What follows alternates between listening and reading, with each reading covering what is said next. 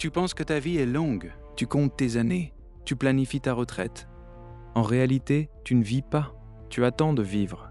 Et pendant ce temps, ta seule ressource non renouvelable s'écoule, seconde par seconde, volée par des futilités. Voilà l'erreur que Sénèque voyait partout il y a 2000 ans. Et franchement, rien n'a changé. Dans cette vidéo, je ne vais pas te donner des conseils de productivité. Je vais te donner la méthode exacte de Sénèque pour reprendre possession de chaque heure de ta journée. Pas des théories, des armes, pour que tu ne sois plus la victime de l'urgence, mais le maître de ton temps. Chapitre 11, l'illusion de la vie infinie. On commence. C'est dimanche soir, 21 h. Tu sens cette angoisse qui monte? Cette boule au ventre? La semaine a filé à toute vitesse. Tu as été occupé. Tu as couru partout, répondu à des dizaines d'emails, assisté à des réunions qui auraient pu être un message, géré des petites crises. Tu as scrollé des kilomètres sur les réseaux. Et maintenant, le silence. Tu te poses la seule question qui compte. Qu'est-ce que j'ai bédi avoir fait pour moi cette semaine? Pas pour ton patron, pas pour tes collègues, pas pour les inconnus sur Instagram, pour toi. Souvent, la réponse est un vide terrifiant. C'est ça, la grande illusion. On confond d'être occupé et être en vie. On remplit nos journées de bruit et de mouvement pour ne pas avoir à affronter le fait qu'on n'avance nulle part. On traite notre temps comme une ressource infinie. On dit « je ferai ça plus tard », « j'aurai le temps à la retraite, quand les enfants seront grands », comme si la vie nous devait quelque chose, comme si on avait signé un contrat pour 80 ans garantis. Écoute bien ce que Sénèque écrivait à son ami Paullinus. C'est une claque.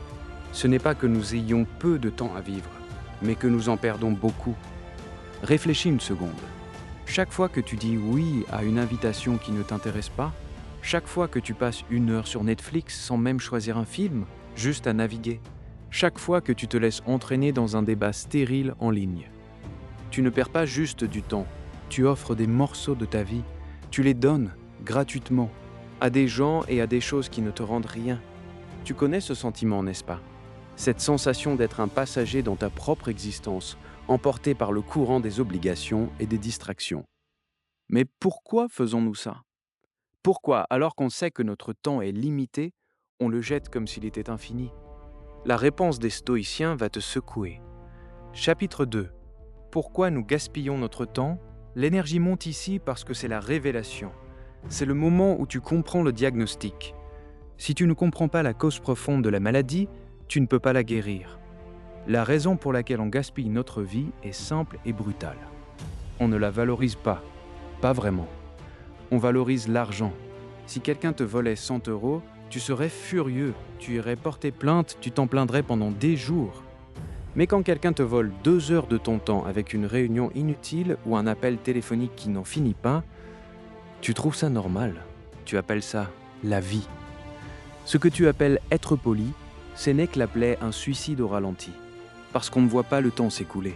C'est invisible, impalpable. Alors on agit comme si on était immortel. On vit dans le futur ou dans le passé. On rumine nos erreurs d'hier. On s'inquiète pour nos problèmes de demain. Et le présent? Le seul moment où l'on est réellement en vie, on le sacrifie. Sénèque a écrit une phrase qui devrait être tatouée sur nos esprits. Tout le monde se précipite pour défendre ses biens ou son argent. Personne n'hésite à distribuer son temps. Ils sont avares de tout, sauf de la seule chose pour laquelle l'avarice est une vertu. Et là, boum, la vérité explose. On est des avares pour l'argent, mais des prodigues pour la vie elle-même. Regarde autour de toi. Le système est conçu pour ça. Les notifications sur ton téléphone sont des voleurs de temps professionnels. Les plateformes de streaming sont des voleurs de temps. Les breaking news 24 heures sur 24 sont des volos de temps. Ils se battent tous pour la même chose, des minutes de ta vie.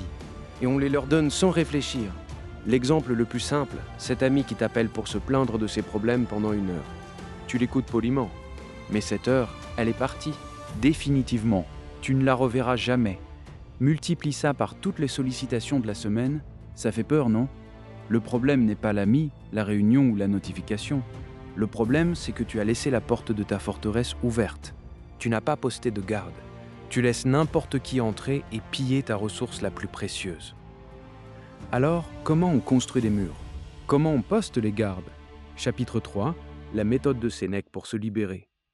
Maintenant, on passe à l'action. Fini la théorie. Voici 3 exercices stoïciens, concrets, que tu peux commencer ce soir. Ce ne sont pas des life hacks, ce sont des entraînements de l'âme. Stop. Écoute attentivement. Premier exercice, le bilan quotidien. Sénèque le faisait chaque soir. Avant de dormir, dans le calme, il passait sa journée en revue. Pas pour se juger, mais pour apprendre. Pose-toi ces 3 questions. De quelle mauvaise habitude me suis-je débarrassé aujourd'hui? Quelle faute ai-je évitée? En quoi suis-je meilleur? Fais-le pendant 5 minutes. Ça t'oblige à devenir conscient de la façon dont tu utilises ton temps. Tu ne peux plus t'ignorer. Tu deviens ton propre comptable de vie. Deuxième exercice, la forteresse du temps. Demain matin, tu vas sanctuariser 1 heure, 60 minutes. C'est peut-être la première heure de ta journée ou pendant ta pause déjeuner.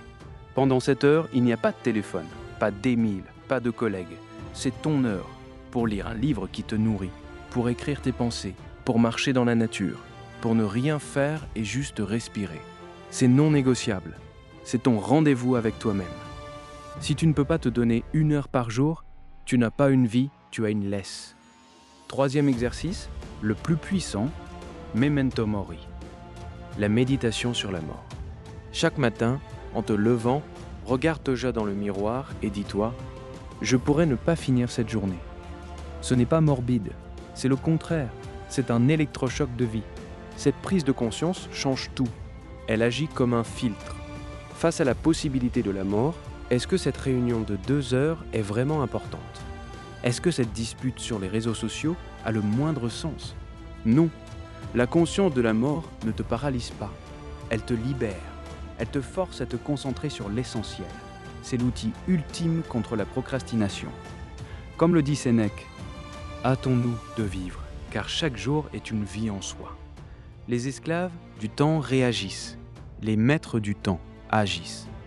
Ces 3 exercices sont tes premières armes pour passer d'un camp à l'autre. Ce n'est pas facile, c'est un combat, mais c'est le seul qui vaille la peine d'être mené. Parce qu'à la fin, tu ne te souviendras pas des emails auxquels tu as répondu en urgence. Tu te souviendras des heures que tu as possédées, des moments où tu étais pleinement vivant, pleinement conscient, pleinement maître de ton existence. Tu n'es plus la personne qui dit « je n'ai pas le temps ». C'est une phrase de victime.